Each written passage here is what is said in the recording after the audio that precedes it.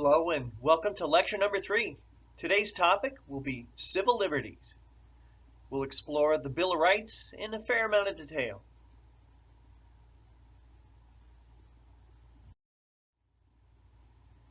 A good place to begin a discussion of civil liberties would be to address all of the rights that are protected by the amendments in the Constitution.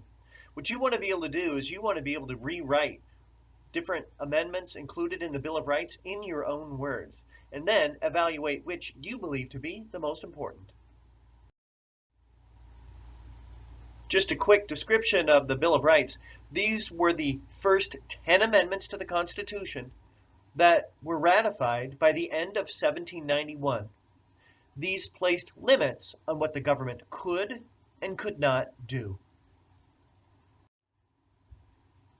When it comes to the Bill of Rights, there's an important concept that's key to remember. No single right is absolute. My freedom to do something ends when it has the potential to trample on the rights of others, whether it's free speech, freedom of religion, freedom of assembly, whatever it may be. These are key limits to our individual rights. Now, we won't be exploring every single amendment included in the Bill of Rights, but we'll hit some of the highlights. Possibly the most important would be the First Amendment. Here we see the text of the First Amendment. A bunch of lawyers wrote, "Congress shall make no law respecting an establishment of religion or prohibiting the free exercise thereof," and you can read the rest of this. Okay, so a bunch of lawyers wrote that First Amendment over 200 years ago. What does that actually mean? Well, political scientists and historians have basically said the First Amendment includes 5 so-called freedoms. We have freedom of religion, speech and press, to peacefully assemble, and to petition the government. Let's explore freedom of religion next.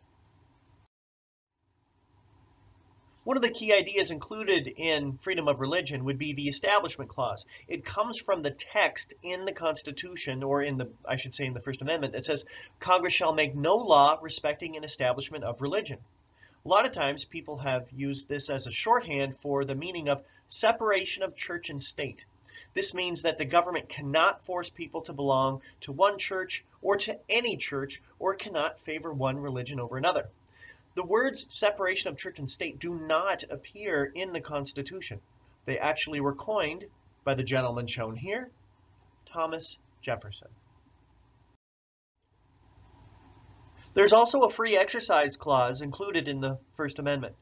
This allows people to practice their religious beliefs with as little government involvement as possible. However, some practices can and have been prohibited. For example, if I wanted to start my own religion, and we had human sacrifice as one of our rituals, that would not be allowed. While that may be an extreme example, practices such as polygamy and snake handling have been prohibited in the past. Now, when it comes to freedom of religion, this does not mean that the government can't aid religion in some way. There was an important case called the Lemon decision from the 1970s that resulted in the so-called Lemon test. The government can provide aid to church-related schools. Let's just say something like if a parochial school, a Catholic school, wanted to combine with a public school to have busing, they could do something like that. However, there were limits to the aid that the government could provide these churches. The aid had to be secular in purpose, not for religious reasons or religious curriculum. It cannot promote one religion over another or inhibit religion, and it should not excessively involve the government. Freedom of speech and press are also included in these 5 freedoms.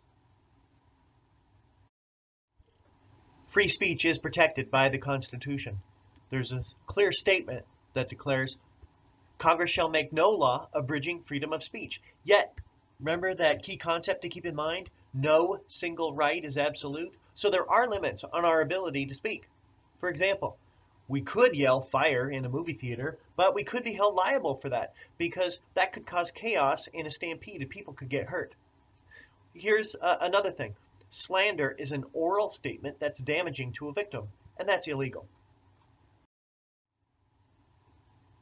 We clearly have freedom of the press. Part of the First Amendment declares Congress shall make no law abridging freedom of the press, yet no single right is absolute. So we could be held for libel if we have a written statement that damages a victim's reputation.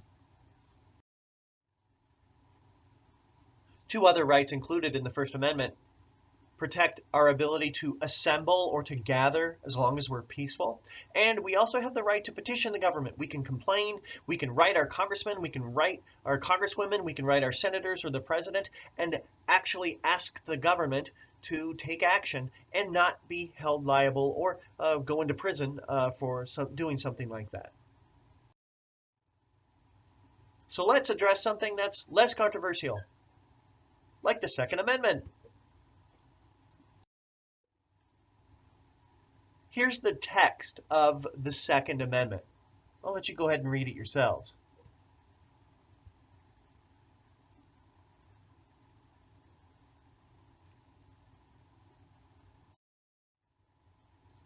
We actually did not know the true meaning of the Second Amendment until a court case called the Heller decision was handed down by our courts in 2008. The bottom line was that this gave Americans an individual right to keep and bear arms. We never had a court recognize that before 2008. However, the court also said that our right to keep and bear arms can be regulated by the states and the federal government. Remember that survey of your political views that you filled out at the beginning of the semester? Well, I wasn't able to get this semester's results yet. However, I did ask my students last January to complete the survey. One of the questions is shown here. There are multiple gun regulations in place today, so there's no need for additional legislation. While the students took this survey last January were somewhat split, we see that most were opposed to this particular statement. Here's another question from that same survey. Do you think owners of handguns should be required to register them? What we see here is pretty consistent and strong support for this type of gun control legislation. However, people are split on many others. And just to let you know, there were about 70 students who took the survey last January, and I hope to include some of the results of our class as the semester moves on. The bottom line when it comes to the Second Amendment is that we have an individual right to keep and bear arms. Yet, what the National Rifle Association might think is a just and logical regulation, and what a gun control organization like the Brady campaign might think might be two different things. And so that's where we get division along the political spectrum. In the next section, we'll explore due process and amendments 4 through 8. Essentially, due process requires the government to follow a set of guidelines or procedures if we are accused of a crime. These rights are found in Amendments 4 through 8.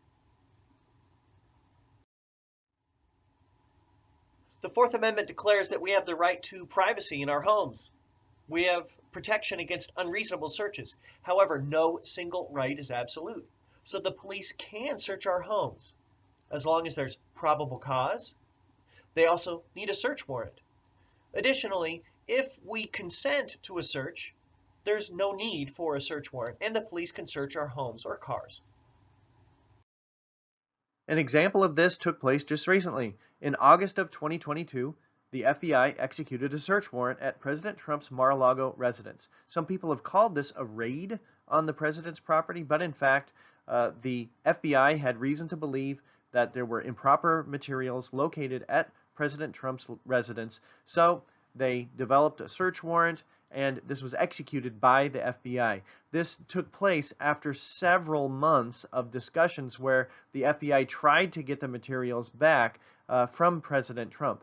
These discussions actually started in May of 2021. The reason why they did execute this search warrant is because they believed that classified material was located at Mar-a-Lago.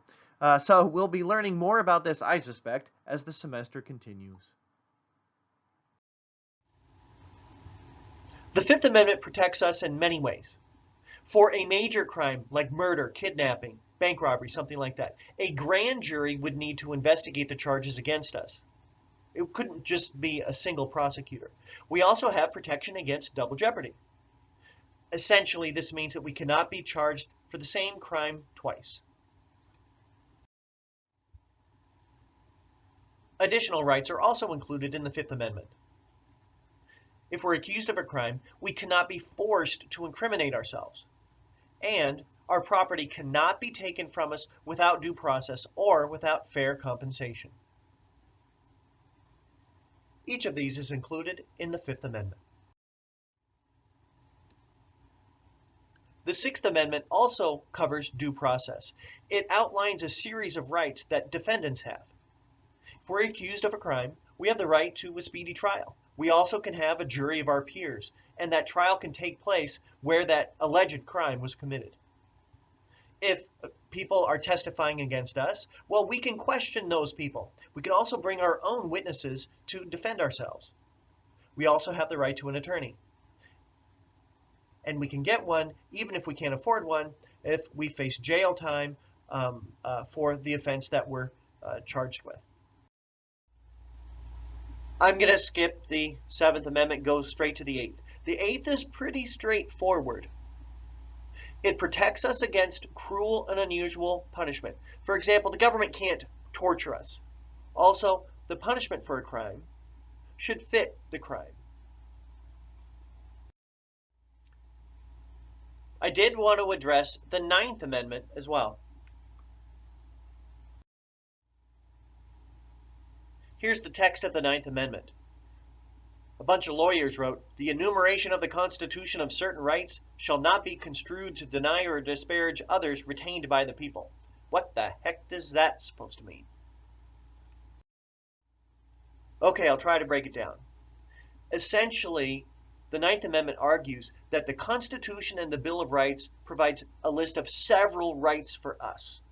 However, the people have other rights as well. It would be impossible to list every single right that people have. So there are other rights that exist, they're just not written down. The last topic I'd like to address would be the issue of privacy. The word privacy doesn't appear in the Bill of Rights. However, it's seen in a variety of ways, particularly in the Fourth Amendment and Ninth Amendment. That's where it's implied. The right to privacy was applied to a woman's right to have an abortion in a Supreme Court case from the 1970s. This was Roe versus Wade. What it did was it allowed women to have access to an abortion during the first trimester of a pregnancy. During the second trimester, states could regulate access to abortions. And during the third trimester, states could prohibit abortions. I suspect many of you are familiar with the Dobbs decision, which was handed down in the summer of 2022. This struck down Roe v. Wade because the Supreme Court argued that it was egregiously wrongly decided. This is an example of judicial review. Our courts looking at the laws, looking at the Constitution, and they determined that the national government shouldn't be deciding this issue, but that states would decide the legal status of abortion within their state boundaries. So this is an example of one of those checks and balances put in place by the framers of the Constitution. Well, we're just about at the end. I'd like to have some concluding statements next. Now that you've gone through this lecture, you should be able to summarize the rights protected by the first 10 amendments to the Constitution. What you want to be able to do is you want to be able to show a deep understanding by rewriting them in your own words and describing the rights that are protected. You'll also want to evaluate which you believe to be the single most important right. Well, that's it for today. I hope you learned something new. Take care, and we'll see you again soon.